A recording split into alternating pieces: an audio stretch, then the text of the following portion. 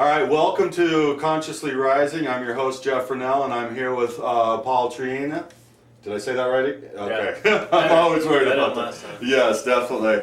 Paul is part of Superhuman Transformation. That is your puppy that you created, basically, right? Yeah, it's one of our programs. So our organization, that's just like one thing that we do. It's our 10-week program.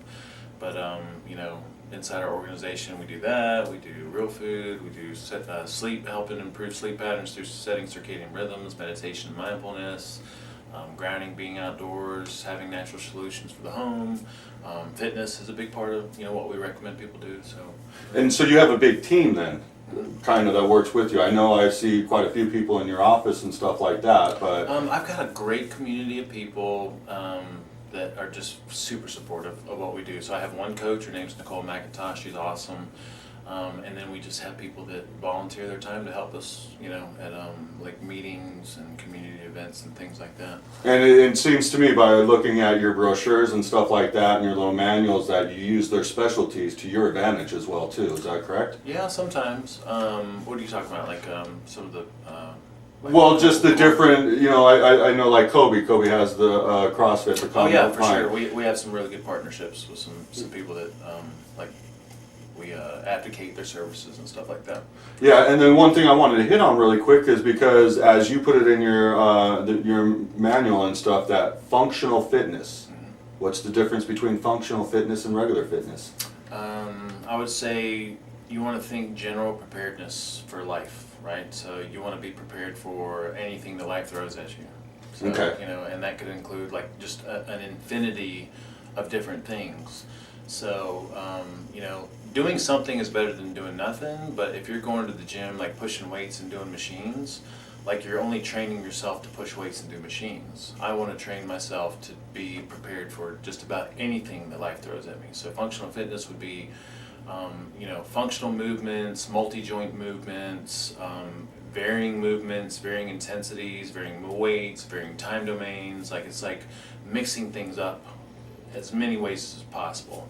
And there's a really good article written by the CrossFit journal that Glassman put out, and he talked about like having this hopper of all these different like variety of things in there, and you spin the thing and you pull something out, and you want to be able to do just about anything that pops out of that thing.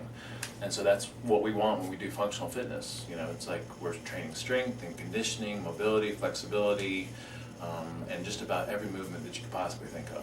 So. And you probably would really rather have that than just going and pushing weights at the gym, because you could be missing certain muscles that you might need somewhere else. Yeah, I mean, if you're looking for like what everyone's looking for, which is like the aesthetics, like the body, you look at most people that do what we do, like, we're pretty built, but we're capable. I think that's the big difference. I always joke about it, or me and Colby always joke about it, if something happened like the power grid went out or like there was some huge emergency in the city, I would want the people that I work out with and the people that eat the way that I do, because we know how to take care of ourselves and we know how to be healthy, and that's like a really good team of people to be with. I gotta make a plug for the CrossFit Combine, because it's like, I've done CrossFit at a lot of different places. There's a lot of great gyms out there too, but it's just, Colby's like one of my really good friends. I would say he's my best friend. I don't know if we use those terms that much as adults, but anyway, he's like his mentality and methodology behind how he programs things is just really about just making people better, making people like capable. So yeah, and you guys are all amazing people. I get the privilege. It's fun, right? Like you see people coming in and out, and it's just like all we do is high five and hug and talk, and it's a combination of like the people that go to the gym and like our community of people that eat real food and try to do all the things that we recommend for health. So it's just, everybody's really happy. And yeah, that's what I love. Everybody's happy around here. Everybody's in a good mood. I can go by and say hi, and they all have big smiles. And the other thing is, sometimes I'll walk out of my office with everything in here, leave the door unlocked. Everybody's like, shouldn't you lock down? It's like, you see all the muscle building guys around here. I do that too. Yeah. But yeah, it's just a great place with great people around here. And I definitely know I'm blessed to be able to work around the people I work around, like you and Dr. Bob in the other building here and stuff. I mean, just amazing people to get great information off of. Yep. So let me pick that brain a little bit more. One thing I do love about your program and everything, I absolutely love it. You let me come and sit in one of your classes not too long ago, which I was just blown away by your knowledge. the research you have done and gone back into indigenous tribes and researched what they've eaten and how, over generations that the body has held up with that, which information I never knew of, and I was just blown away. So you go all the way through, just like the functional fitness, you're going through the whole program and doing everything and hitting everything right on the nail, I think. So I want to just cover a couple of those things really quick because I think they're important. Yeah, if I'm here going to lose weight, I have to realize it's one big system and there's more than just watching what I eat or going to the gym. There's a lot more. Like one thing I think everybody's missing out on is the emotional aspect. We only gain weight because of the emotional aspect, or eating bad as well too. But the emotional aspect is a huge part of it, and most people don't even go there when they're trying to lose weight. Yeah. But you do. You go there in a lot of different ways. One is the circadian rhythms. I think that's very important. And I know when I had you on my show last time, I was stressing out because of all the stuff I had, and I wasn't getting great sleep. And my digestion, everything was a lot different then. And now, especially because you drilled it home to me, so I've been making sure I get sleep at night or doing the best I can because I still, I got so many projects going on that I'll wake up and stressing out even though I know better. So I'll do my tools to try to get back to sleep. But I have made a point to do everything beforehand, prep. If I have to, if I feel really stressed out, meditate before I go to bed at night. And what a difference that has made. Yeah. So you want to talk about a little bit about that? Because the circadian rhythms and the importance of that? Well, I mean, it's one of our foundations. When we say circadian rhythms, we're really talking about aligning if people don't know what circadian rhythms are, it's basically this 24-hour cycle, that the Earth is on based on the rising and setting of the sun or the rotation of the Earth. And it sets biological rhythms for just about every living organism on the planet. If you were to take like a plant or an animal and try to put it on Mars or something, like they would not survive because the cycle is completely different. So this is about it's a 24-hour cycle, and the goal is to get your body back in alignment with that biological rhythm, because if you do, then everything changes and gets better because your hormonal patterns are based on this 24-hour cycle. Everything's like in and out, everything in life is about like give and take and ebb and flow and up and down. And so this light and dark cycle that we're exposed to, it dictates like a lot of things that happen inside the body. So every organ is synced with circadian rhythms. Hormonal secretions are synced with circadian rhythms. Appetite, hunger, physical activity, like during the day my muscles should have a different tone and an expectation for dealing with things differently, and at night there should be this relaxation component. So if you can align yourselves with circadian rhythms, then it's like everything gets better. Your sleep is for sure better, but that means that your hormonal secretions are going to be a little bit more optimal. Everything just it goes back to like doing things the way that our ancestors used to do. They didn't have a choice.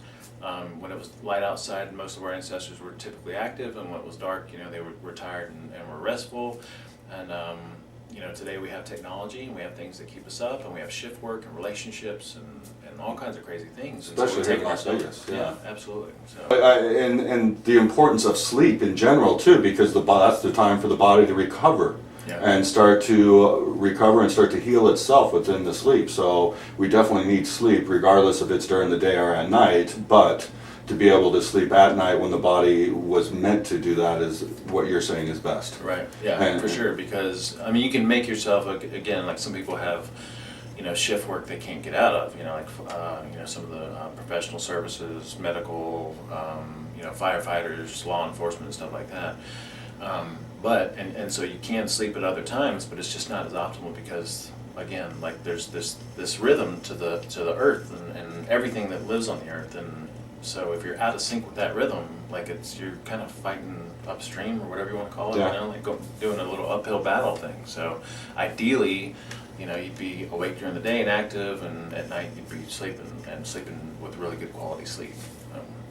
And how that would adjust your moods as well too. Everything. And again, that's the whole thing. It's like everything's attuned to each other. Yep. So if I'm not eating right, I'm not sleeping right, my mood's going to be horrible. Yep. Absolutely. Yep. And then I remember what I was going to say. It's just, I feel normal now that you just say that, because I know as soon as the sun goes down, I don't want to work anymore. I'm more, let me relax, let me start to set in for the night, you know? And so I always like, man, that's not a good habit, but I guess now that you say that, that makes more sense. Yeah, it's a great habit. And some people are, consider themselves night owls, and they feel like they do better work at night, but that's because they've habituated themselves to that. And most of us feel like, the light and dark cycle is what's most beneficial for most people, although there are some anomalies there. Some people that actually do better, Yeah, I agree with you on that as well too, and I think people can adjust to that depending on their feelings, their personality and beliefs and stuff as well too. But yeah, you definitely need your sleep. The other things that you do that I love is the grounding. That I think is so important, grounding and meditation as well too. Why do you throw that into your... Well, same thing, if we're looking, we try to use this evolutionary template and try to look at, we come up with hypotheses based on what we feel like our ancestors did before modernization, and there's just a lot of good research behind, being in touch with the earth and this exchange that we have with the earth. I would say from one of those woo-woo standpoints, it's like, it makes sense to be in touch with the earth and absorb the earth's energy and have this exchange with the earth, but then there's also a lot of good research that's come out about how we absorb electrons and it helps fight free radicals, and there's a couple of really good videos that have been put out recently that kind of go through that and explain it way better than I can. But just being in touch with the earth on a daily basis is going to be extremely beneficial for health and circulation, and also setting circadian rhythms. One of the best things you can do when you travel is if you're crossing time zones, you can ground yourself in addition to getting natural sunlight. And then you'd mentioned the meditation, and before you'd mentioned the emotional component, and I just feel like a lot of the stress and emotions that we have are tied to toxic food and not sleeping well.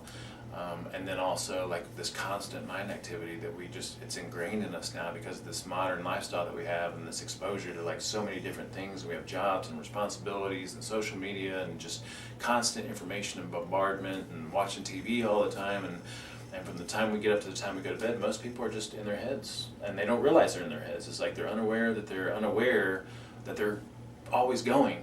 And we're never fully present. We hear the benefits or the importance of present moment awareness, being present, but I don't think anybody really understands what the heck that means. And so meditation is a way to teach yourself how to be present. And even when you know what that means, sometimes it's hard. Especially in our society today. And so it's, in a way, or at least for me, because I do live a very busy life, and I know you do as well too, I try to stay in a meditative state as I'm working throughout my day. I try to realize when I am a little bit stressed out so I can sit down and relax and meditate for a while and put my rhythms back into the right feeling and then start to move forward again. But yeah, it does, with the stress that we have in these days, it's hard, and I agree. Most people are up in their heads and they don't realize, they don't even understand that feeling yet. And I was just talking to some friends yesterday, and this whole ascension thing that everybody talks about, well, in the dark energy that we just came out of before 2012, which most people, well, a lot of people understand, but some people don't, there's a male and female energy. Well, when we're in the male energy in the darkness, we're in our heads because we're just that male energy. Let us drudge through all of this stuff and get us through that darkness and back into the light. And when we're in the light, we go back to the female energy and back into our hearts. And when we're in our hearts, we definitely have better thinking. We have more rational thinking. When we're at heads, we're just focused in on one thing usually. So it's like you need both. You need to bounce back and forth between the two or something like that, right? Yeah, well, I think just come from the heart. Because at least I feel when I'm in my heart, I can connect with all aspects then, and I can be in my head. Well, I don't want to say be in my head because then I'm just using it to process my ideas, my thoughts, my feelings, all the different things. Does that make sense? Yeah, I like that. Yeah, so that's what I love. You have all kinds of different aspects that you add in to your nutrition and everything else, which I think, again, a lot of people are missing. They're like, oh, I'll just eat healthy, but that's just one aspect of it. You're talking in there, it starts to make people have bad thoughts, bad feelings, all of that. I agree. I think that's the trigger. I think all of our foods and everything can help us get out of those feelings and stuff. But I also, from the energetic side that I study and stuff, I do believe it's our choice inside that we can overcome it with our feelings if we choose to. But again, if we're not exercising, not eating the right foods, that stuff's going to overwhelm us to where it is hard to stay positive. That's right. Hard to keep moving forward. Yep. So use everything to your advantage. Yep, for sure.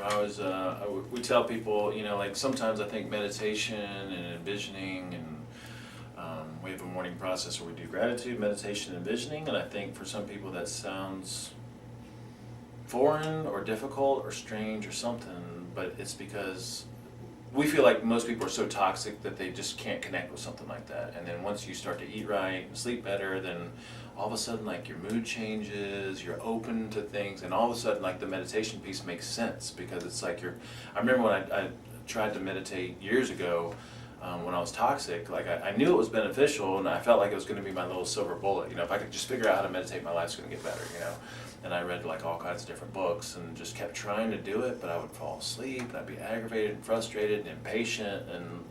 But then when I got clean and started eating right and doing all the things that facilitate good health, it's like, it made sense, It was like so much easier to work with. So I think you definitely have a lot of power to change things based on your mood and energy and all the different stuff that you do through your work. But if you start with getting the food right and doing all these things that facilitate like health from a physical standpoint, then all of a sudden the emotional piece starts to come into alignment automatically, to a degree. Yeah, and yeah, you should use everything to your availability to be able to put yourself in that right mood and that right feeling, because it is your life. You should be the one driving your force. Yeah. Yeah, it's just beautiful. Again, I love what you do. And then you go into, really quick, let's just go on meditation, back to meditation really quick. Because like you're saying, there's a lot of people out there that get frustrated with it and don't really understand, what am I supposed to be doing here? The best thing to do, if you're first starting, is just to sit down and relax. Because that's what meditation is truly all about. Block out some space and just sit. Yeah. Just relax, allow the body to rest instead of being in that high pace, being in the brain all the time.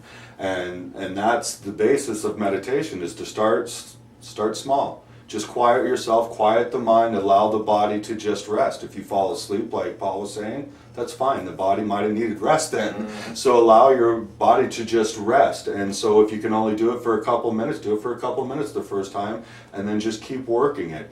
And eventually you'll get deeper and deeper into your meditation, where you can use it as a tool to discover different things as well too. But don't make it a complicated thing, just relax. Just allow the body to rest a little bit. Yep, absolutely. Yep. I think an easy starting place for a lot of people is just like to create some space. We tell people when we're first working with them, without getting too complicated about the actual process, that we recommend like the ultimate way to have a morning process is like just start by blocking out 15 minutes every morning and just sit and be there, and just like try not to feel like you got to be rushed to do something. Block out some time where you just have some space and some quiet, and maybe look for your tendency to start to think about things and get all kind of antsy, and just be there. Yeah. I think it's a good starting place. Yeah, and people have to remember, your time is important for you. Don't feel like you need to be rushed all the time and running around, and that you got to please everybody. This is my universe, my world. I will do it at my time. Yeah. And I have to realize that, and then not stress out over anybody else's time schedule or anything else. If I commit myself to something, then yes, definitely have that consideration. But this is my life, so I'll live it to my pace. And so everybody has to realize that. And I think, or at least what I've seen in my field, energetically, when people start to commit that time to themselves, just that alone has a healing aspect in itself, and you feel better going, man, I did this for myself today. Even if it wasn't what you were envisioning as the full accomplishment, it still starts to give you satisfaction for yourself. You're giving yourself back love, which is the biggest thing altogether. Yeah, we talked about that other show that we did, like being selfish is selfless, because like the more that you give to yourself, the better you feel, the better you are for your world and everything that you care about. So yeah, all my teachings is self-love, selfish, in a way. I mean, you have to learn how to love yourself unconditionally before you'll truly learn to love anybody else unconditionally. And that aspect has to be selfish. And in so many aspects, worry about your eating first before anything else. So many ways we have to be selfish, but it's not a selfish, like it's all me type of way. Right. You know, it's such an amazing thing. Yeah. So let's get into the food aspect here, because a lot of people are missing the boat with the food, and there's a lot of misunderstanding out there too, where they feel that something is bad for us, and then 10 years later, wait a minute, it's good for us. Yeah. So. It's very confusing. Yeah, can you help us out on some of those? What are some of the biggest things that you see out there where people are making the mistakes? Well, I mean, I don't know, that's a hard question to answer. So, I would Kind of say, depends on the person. Yeah, I mean, first of all, I think just taking a step back from everything and trying to get out of, like, removing yourself from all the dogma associated with different viewpoints and methodologies. Like, you know, vegan tends to be very emotionally charged, and then you got the people that are non-vegan, which, you know, is just as emotionally charged.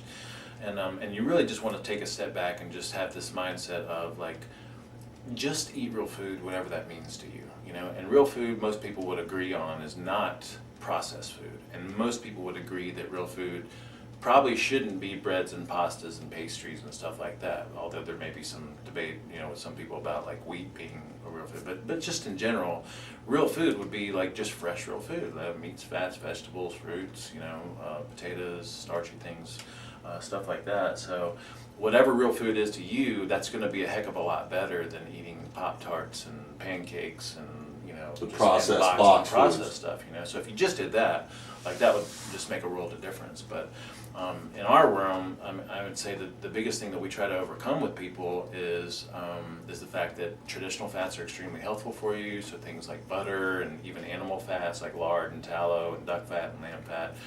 Because you think about where those come from, like, it comes from a source that you understand and know. Like, it's like almost a direct, you know, like a very minimal processing type thing. And then things like meat, like we embrace meat and eggs and egg yolks, and you know, we make use of bones, and we do bone stock and bone broth. And if you look at the evolutionary template, again, like, our ancestors would eat animals nose to tail. If we look at modern non-modernized populations, like hunter-gatherer populations, like, they all eat a balance of foods. They eat plant matter for sure, but they also eat animals, and when they eat animals, they eat everything on the animal. And so we embrace a lot of things that people for a long time have thought were really bad for us, you know, like traditional fats, again, like butter and full-fat dairy and animal fats and things like that, and then also meats, you know. But we're not saying that that's the only thing that people should eat. We're saying that you do need to have a balance. Yeah. But we're very proud to embrace things that most people think are bad for you for whatever dumb reasons are out there, like cholesterol and heart disease and cancer and other stuff, you know. Yeah, and what's really important is, I love what you say, is you got to eat everything. You know, I mean, now we've got so picky on what we eat that we're only eating the meat out of most things and stuff. And you know, talk about when you're eating that chicken bone, eat the cartilage, everything on there. And I agree. I think that's one of the reasons why we age, is because we're depleted of certain nutritions. Because we get on certain diets. It's like, oh, I only like this, I only like that, I only like this. Well, you're only getting those nutritions. You're not getting this whole gamma of stuff that's out there that your body really needs to replenish. Yeah. It might not mean it need a lot of it, but it needs some of it throughout the years to replenish. Yeah, you need a broad spectrum of nutrients for sure. Yeah, I forget what class it is, but we were watching a video and it was talking about people that get stuck out in the middle of nowhere or whatever, and this guy got stuck out in the middle of the ocean, and he was on a raft, and he was able to fish. He had the tools or whatever to at least fish, and so he was catching fish. And as he was out in the sea, at first he was just eating the meat off of the fish, what he was used to. But after him being out there, I forget, I want to say he was out there for at least 2 weeks, or if not longer, maybe even a couple months. But after a certain amount of time, all of a sudden, he started getting cravings to eat the eyeball and eat the brain of the fish and eat all these different things in the fish, because the body was starving and started communicating with him, here, you need this, otherwise you're going to die. And if he didn't, they said he would have died, because he got the right nutritions out of it. Yeah. The body needs that stuff. I think I've heard it. I don't know if it's the same story or a very similar story. It was in a book I read recently. Is called Catching Fire, and it talked about the evolution of cooking. But anyway, they had some guys on a raft, and the same thing. Like, you know, if they wouldn't have eaten the entire fish and the organs and eyeballs and stuff like that, they probably wouldn't have made it because of, like, depleted nutrients. I forget how long they were on the raft. But yeah, there's a lot of people that have been out there for months and stuff and been able to survive and stuff. And I was just watching an amazing documentary the other day. I want to remember the title for the people that made it. I want to say it's Gut, the First Brain, I think is what it's called. I forget exactly, but it talked about how our gut is truly our very first brain. And you know, again, from what I've studied, it makes total sense to me. It makes total sense as we are evolving. We're in sync because I can't remember what the heck it was that I was either reading or watching the other day. I mean, we've heard and known about stuff like that, but there's some coincidence here that I'm trying to pick up on. I can't remember what the heck it is. But it's amazing. I mean, there's neurons in the gut the same as our brain. And they're saying in there, which I found fascinating, I didn't know, but we have just as many brain neurons in our stomach as most animals do in their head. Yeah, and when you're dealing with intuition and psychic abilities, this is where you're going. This is where you're gathering your information from. So to me, it makes total sense. And also knowing where certain emotional aspects store in the body when we repress them and hold them in. A lot of them, well, most of them go right down in here in the stomach area. And then there's talking about there too how the stomach, how they're now finding out that they can look on into the stomach and find out what's going on with patients with Parkinson's disease, because they're finding out it starts in the stomach first, and they believe now that most diseases in the brain start in the stomach, which I have to agree after. Well, everywhere. I mean, like there's like, I mean, the big thing in the holistic realm is like the gut. Everything access, you know, like the gut is connected, and when we say gut, like we're talking like what you're talking about, like the systems and organs, but we're also talking about the huge microbiome that lives inside of us and all these other organisms that make up more than we do of us, you know, like there's more organisms in us than there are cells of us, you know, so. That's exactly, yeah, we might have watched the same one, because that's what they've mentioned too, which blew my mind as well too. I mean, I know we got a lot of cells, but to have more bacteria within us than we actually have cells, I was like, that's really amazing. And then to realize too, energetically we learn this, and you can see it with parasites.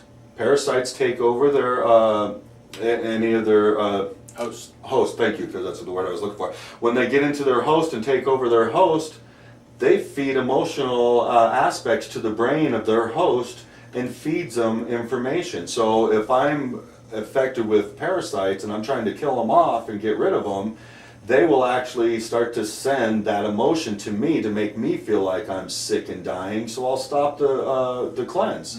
And it's absolutely amazing. I mean, parasites are probably one of the most evolved beings around, I would have to say. They're absolutely amazing. But we have to realize that, and then that again goes back to your food. If that's the case, well then I should be putting good bacteria and everything into my gut to make sure everybody's happy.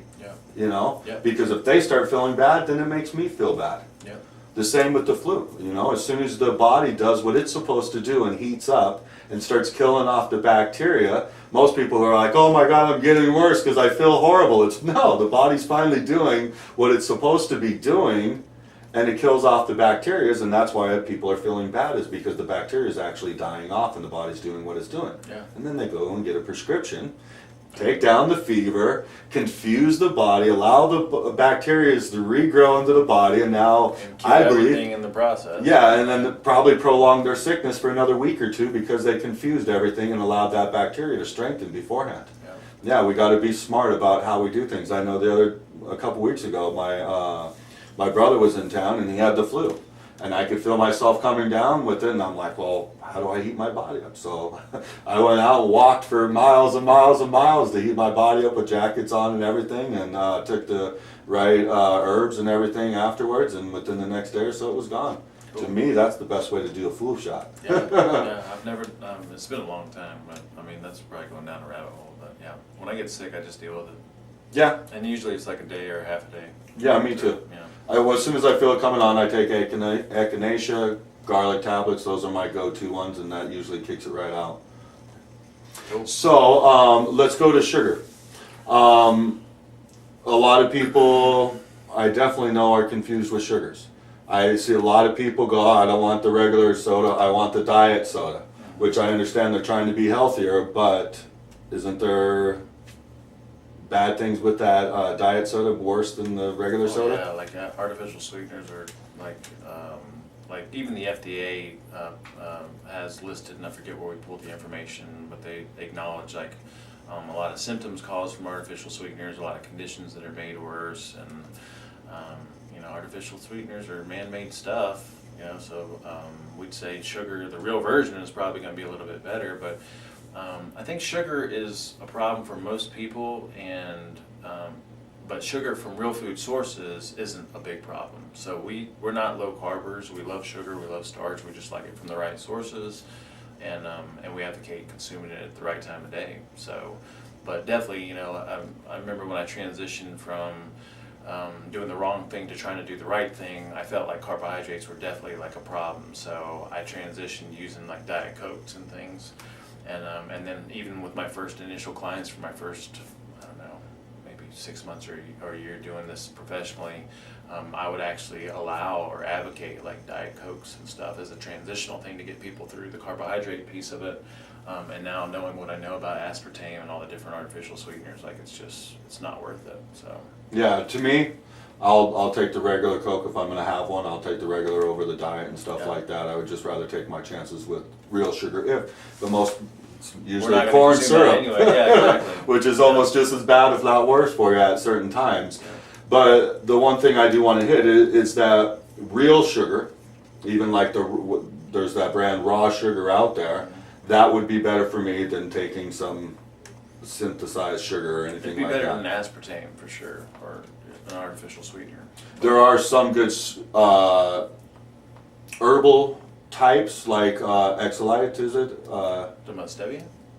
No, well, stevia I know is there too, but there's another one, I get a toothpaste made out of it, but Maybe xylitol or xylitol, something. that's it. Exolite is, I think, the brand of my toothpaste. Yeah. I mean, those are sugar alcohols.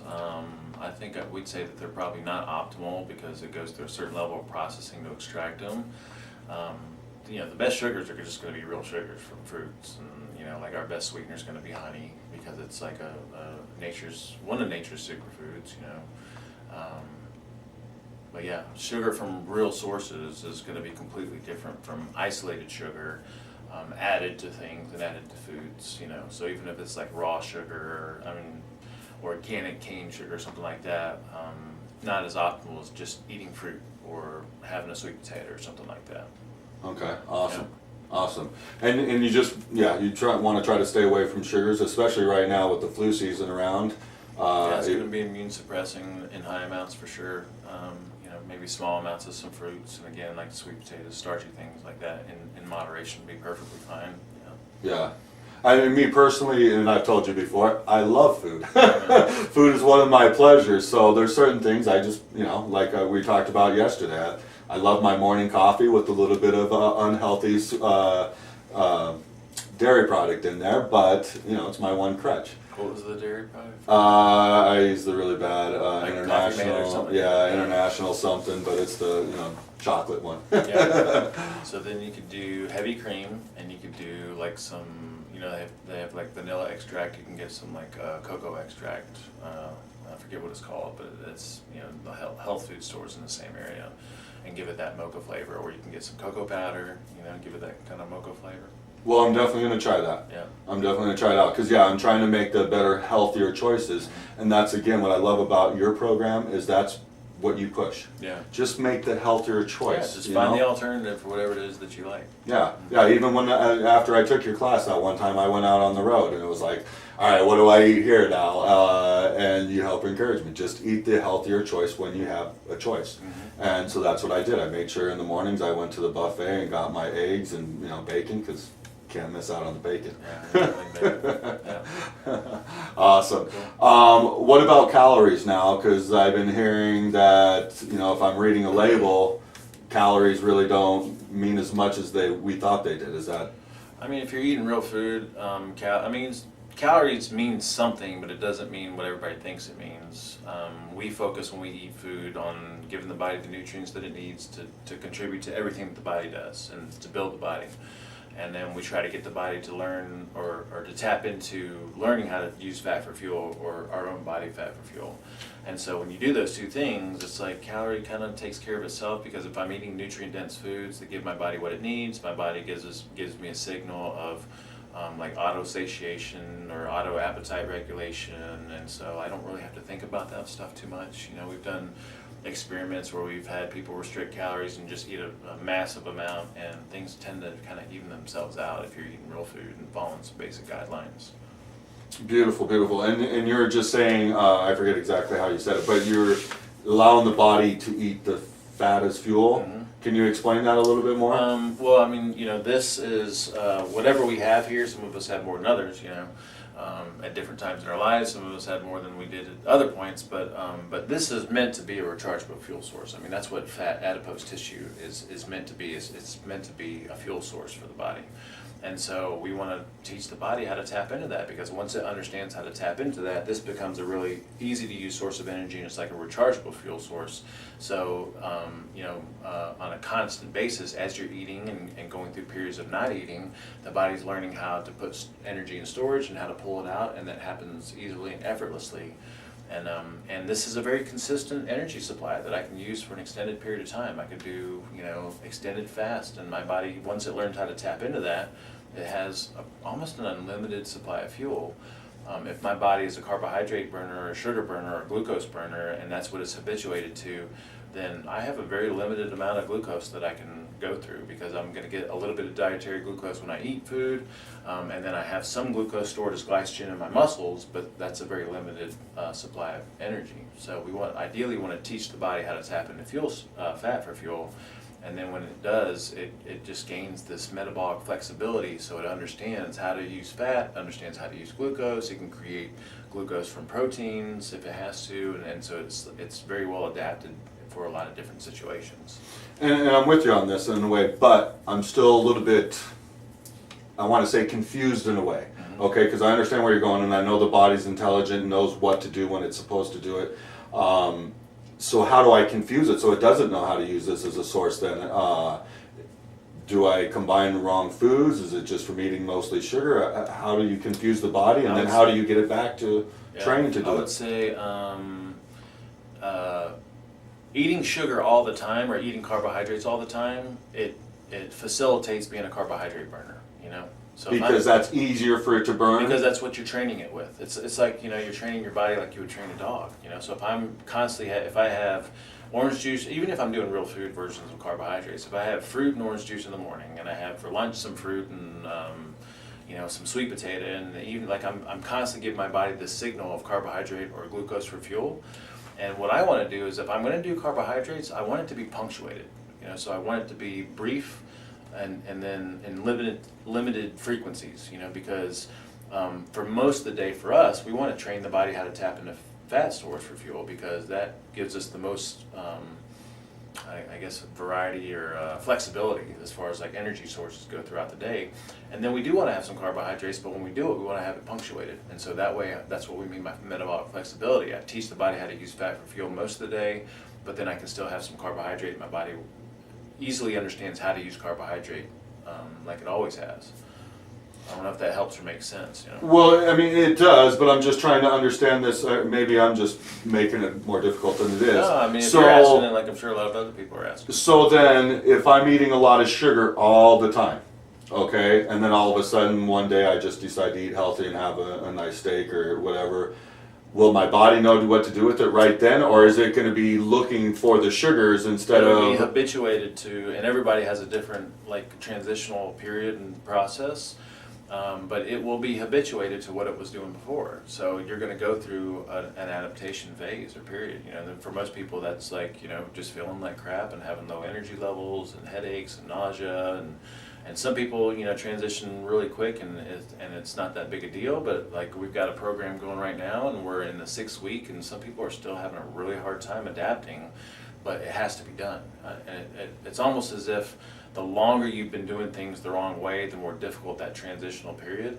But eventually, like everybody's body is meant to be a fat burner, or at least meant to have some kind of metabolic flexibility. So to answer that question, I mean, if you're doing the wrong thing and all of a sudden you say, okay, now I've learned the right thing and I'm going to go out and start doing it right now, it's not just going to happen overnight. You know, for most people, you're going to go through a period of just feeling off and feeling like crap. So then how am I confusing the body then if I'm trying to get it to eat my fat, or, you know, train it to do that?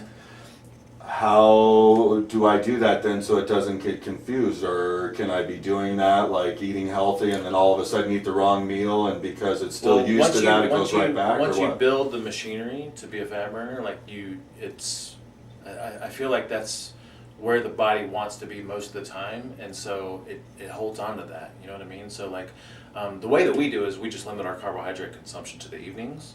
And so for like, the majority of the day, since we're not eating any carbohydrates, we're teaching the body how to tap into fat stores. And then we have a little bit of carbohydrate in the evening, but then we also recommend going through some strict low carb phases, like punctuated for maybe a couple of weeks or something like that. And in low carb, we're not having fruits or safe starches. And so then we're reinforcing the body's ability to tap into fat stores. But the more that I bounce in and out of using fat for fuel, the more the body builds the machinery to do that, and the more it understands how to do that, and the easier it is to bounce in and out of, doing the right thing and maybe doing the wrong thing periodically or something like that. Okay. So it's like the body's always going to understand how to use glucose for fuel, and that's what we're talking about when we say carbohydrates. Like, when we eat starch is basically just chains of glucose tied together. If we eat sugar or different varieties of sugar, it's going to be part glucose and part fructose. And so when it breaks that down, you're still going to be able to use glucose for fuel. So we're mainly talking about glucose. And even if I go like low carb for an extended period of time, my body is still using glucose in small amounts because it creates glucose internally most of the time. And so it's always going to remember how to use glucose. And so it's not like that big a deal to do low carb for part of a day, or to do low carb for a few days or a couple of weeks or an extended period of time, because the body always has the capacity to make glucose. But then we do see some health benefits from consuming foods that contain glucose and sugar. So when I eat fruits and we call it safe starches like potatoes and sweet potatoes and yams, I'm not just getting the carbohydrate, I'm getting all the nutrients packaged in that sweet potato, and I'm getting all the nutrients packaged in the fruit. And so that's different from some of the nutrients I'll be getting from meats and vegetables and things. And since you mentioned that, because I think I'm on track with you now, I think is really important is how the body absorbs certain things. And so since you just mentioned that, I was just reading in your book about how fatty stuff helps you absorb different things. Can you go into that? I mean, what are the benefits of fat? Well, the right kind of fats. Number one, we're trying to give the body a signal of fat for fuel. So we would recommend having a little bit of fat with just about everything that you eat, because we're reinforcing that signal of fat for fuel. And then also, what you're talking about is there's some fat-soluble nutrients contained in most foods. And fat-soluble means that if I want to absorb those nutrients, they have to be in the presence of fat to be assimilated properly. And so when I eat fat with my meals, I'm ensuring that my body is absorbing the fat-soluble nutrients contained in those foods. But if I eat a meal and I don't have fat with it, or it's not already packaged with that food that I'm eating, then I'm not going to assimilate the fat-soluble nutrients. And fat-soluble nutrients they're all important, but we'd say they'd be one of the ones that are extremely crucial for optimal health. So. Yeah, especially because you had a few things in there that was really important that, I think everybody would want. It helps promote a good sex life, definitely helps the brain and the gray tissue in the brain as well. Other roles of fat, like, most of our cells, or all of our cells, are made up of a fatty, what they call a bilipid layer or phospholipid layer. The outer membrane? The membrane of the cell needs certain fatty acids to be made properly. Our brain contains over 25% of the body's cholesterol, and cholesterol is necessary for proper synapse formation and thinking and memory and communication with all the cells and systems and intersystem and intercellular communication.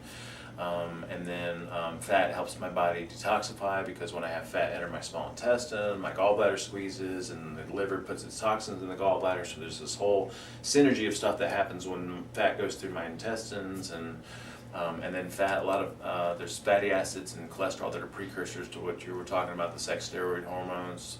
And so for my body to make those sex steroid hormones, it needs certain fatty acid precursors and cholesterol. So what I'm really hearing here is that we want everything. In a way, everything. Yes. No, I forget where I was going. Maybe I need more fatty acid. But it's just learning. We want a little bit of everything, but just finding that balance between everything as well too. You want balance, and then you would just want to learn, because we know enough now. in our opinion, we want to just time things properly as well, and then understand that it's beneficial to go through cycles with and without. We're not big fans of eating all the time. We eat punctuated, so we'll have 2 or 3 meals in a day with no snacking. We nurture space in between meals. We try to eat with the seasons, which gives you a variety through seasonality. We make plugs for certain superfoods here and there, but we don't recommend having them all the time because it's just like anything else. You want to be in and out and have this ebb and flow to stuff. Yeah, your body seems to do better when it's not overloaded with it as well, too. After a while, it's just there, period. Yeah, awesome. We're going to take a quick commercial break here, and then we'll be right back with Paul and talk a little bit more about food and everything else. So stay tuned. Thanks. Are you looking for the latest information on health and wellness? In every issue of Natural Awakenings, we share with our readers energetic, peaceful articles to inspire joy-filled lives, bringing you leading information on nutrition, emotional, mental, and physical health. Find us at your local store or online at naturalawakeninglv.com. Natural Awakenings is the Greater Las Vegas, contributing to the well-beings of humanity, animals, and the planet.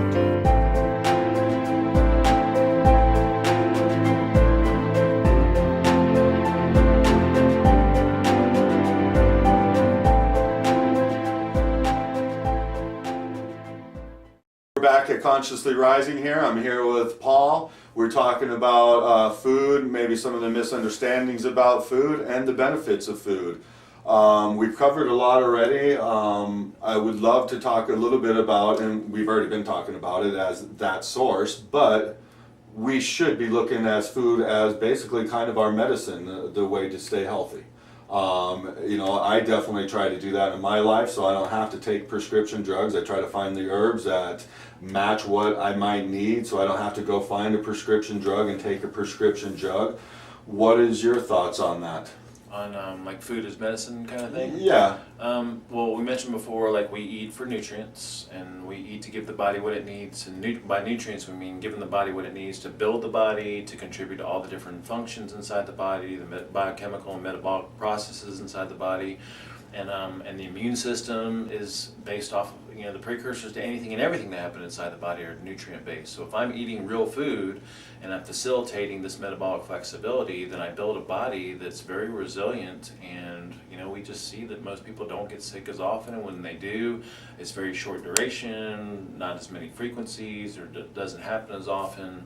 And so it's like when you give the body what it needs, you facilitate a healthy body, and a healthy body, by definition, is absence of disease and sicknesses and things like that. And that's not to say that you're not going to have things like that happen, but I want to build a very welcoming terrain for the things that I want to bring into my system. And when I eat real food the way that we recommend, that's what I'm doing. I'm facilitating a really healthy body and a welcoming terrain for all the beneficial microorganisms out there, and it's just a win on all levels. Yeah, and I hope people really understand the importance of all of this, because if I'm having an issue sleeping, maybe it's my diet, maybe it's my exercise, maybe it's all of these things, maybe, could be the stress too, but maybe a lot of these things will help and relieve the stress and get rid of the stress for me. I think everybody should look at their food as their medicine, and like you're saying, try a variety of different things to get all those different nutritions in there. But man, save ourselves a lot of tax dollars where we don't need the coverage that most people think we need, because I think our systems are, I know everybody's trying to do the best they can, but a lot of our systems are messed up and are giving people false information and keeping them sick, unfortunately. And that's why I love your program so much, because how can you go wrong with real food? Yeah. Not the processed stuff, not the stuff added with all the different chemicals or the little tricks that people think that they know to change corn into sugar and all that other stuff. I mean, it's just like you say in your program. How do these people know after thousands and thousands of years of us eating this stuff and being healthy, and now all of a sudden in the last 200 years they got our bodies figured out, know what's good for us? I think it's very important that we look at our food as the medicine, so we don't have to go to the doctors all the time. We don't have to pay outrageous price for health insurance. It's just getting ridiculous now with all that stuff. I mean, you're somebody that takes care of yourself. I do too, or at least I try to within my schedule. And I think it's ridiculous that we have to pay outrageous health coverage for somebody else that doesn't know how to take care of themselves. And usually it's just because they're misinformed. Right. Because if you truly love yourself, you're going to get up, you're going to exercise, you're going to eat the right things for yourself. So I think it's very, very important that we do treat it as that medicine. And like you said, it's that all-around performance, man. Once you start to clear up your food and everything and that cloggingness that's going on, you clear up your brain, you clear up everything. Everything changes, yeah, for sure. Yeah, yeah, it's a beautiful thing, yeah. There was something else I was going to say there too. I should bring something, jot notes down, because we get into other stuff, and it's so amazing. And I just love listening to you. You're so on top of it, so right on the money, and I just. You too, man. Thank you. I'm really blessed to have you around and be able to pick your brain and listen to what you have to say, and definitely blessed to have you on my show. That's for sure. Cool, man. Yeah. Likewise. You have any programs coming up that you want to talk about? No, we're in the middle of one of our 10-week SHTs. After we get through that, we'll have all kinds of, like, we've got something going on just about every month of the year. So we have workshops. We have a superfoods workshop coming up. We do natural solutions, which is kind of like revamping your home, changing out your dish detergents and cleaners and stuff like that. We have a workshop like that. We have a camping and outdoors class where we try to teach people, the basics of hiking and hydration and camping, and so we've got all kinds of things playing out throughout the rest of the year. Nothing really big, like as far as like a huge event or anything like that. Awesome, that sounds like fun. Do you want to talk about your program, the Superhuman Transformation? Yeah, it's a 10-week program. It's great. It's we built it based on these different foundations for health because we felt like it really was born out of the way that I work with my private clients. For years I'd work with them with food, but then we'd realize, okay, food isn't everything, so we need to work on sleep a little bit. And then, of course, once I get into meditation, I got really passionate about that. Then I learned about the importance of being outdoors. And so it's really a foundational program that I was teaching all my private clients, and I felt like, well, let's just put it into a group progression. And it's a 10-week program that takes you through real food, all the basics of real food. You learn a lot with food. You learn what real food is, how to structure your daily eating. We teach you how to test your body for specific real foods like starches and sugars and dairy products and nuts and seeds and legumes. We also help you experiment with a low-carb phase, a cleanse, a reintroduction diet. We experiment with some fasting, and that's just the food piece. And then we also get into improving circadian rhythms, meditation and mindfulness. We talk a little bit about natural solutions. We have a workshop built into it where we teach people that. And then the importance of being outdoors. So we try to tie all that together in a 10-week program, and we're really proud of it. We host usually 2 or 3 local SHTs where people can come and attend live meetings every year, and then we have an online perpetual version that you can sign up anytime, anywhere, and it takes you through an automated process, and you watch videos, based on the information that we teach. Yeah, you guys really got it together. I'm really impressed. You guys send weekly or daily texts out and emails out. You guys you have it together. You really do, and you're covering all the spectrum. I really love your program. I love what you guys are all about. The connecting with the outdoors, that is so powerful right there. Yeah. I know in my field, teaching people energetic stuff, there's a lot of different ways to heal. And going outside and connecting to Mother Earth and connecting to the trees and the plants is a big way to heal. Yeah, and you're getting sun, you're disconnecting from electricity or EMFs and radiation, and there's like a million different benefits that come with it. Yeah, for us, we teach about the rocks and the stones. That's minerals right there. So minerals give you the emotional feeling of support. So you go and connect with the rocks and the earth and everything, and you start to feel supported emotionally. And you connect with the trees and the plants, and they give you that source of like vitamin, which vitamins equal love. And so you connect with the plants and the trees, and you start to feel that source of love, or start to at least allow that back into your life if you didn't feel that at all. There's amazing ways. So outdoors is definitely a beautiful way to go out and connect with everything. Yeah. There's amazing ways to heal in the body and everything, and I want to thank you again for coming on and sharing your stuff, and I hope I can bring you on every now and then and just pick your brain and pick a topic and go at it for a little bit. So, yeah, we definitely will, because you definitely are a plethora of information, and you definitely know your stuff. He goes all out. I just looking at your thing, you even have a cell breakdown. it can be too much, but you never know exactly what one person needs. So you Yeah. have to put a lot of different things in there. It might not be great for me, but somebody else it might have been important to. Yeah. But there's things in there that I was reading today that I was like, wow, I didn't know that, and it was very important to me. So yeah, I think you add the information in there and let everybody else pick and choose. They'll take what we they feel need. like we'd rather give more than too little. So. Yeah, I agree. All right, Paul, thank All right, you so thank you much so for much being for having here, me on, man. man. Yeah, thank you guys Good for to visit with tuning you in. again. What's that? Good to visit with you again. Yeah, you too. All right, this is Paul, man. Paul is just awesome. Make sure you come down, check out the Superhuman Transformation, and plug your websites and stuff It's like that. paulctijerina.com. So if you put a link in the notes or something like that, that's our main website. We have a great blog there. It's a really, really great resource, and it kind of summarizes all our different foundations. And there'll be a link there for the superhumantransformation.com, which is our program website for the 10-week program. So. Awesome. All right, well, thanks again, Paul. Thanks again for everybody watching. You definitely were tuned in already, but if you want to tune into Consciously Rising, you can definitely tune into us at www.dbtv.com. Also catch us on consciouslyrising.tv and Facebook and all those other great things. So you guys have a blessed day, and thank you. Cool.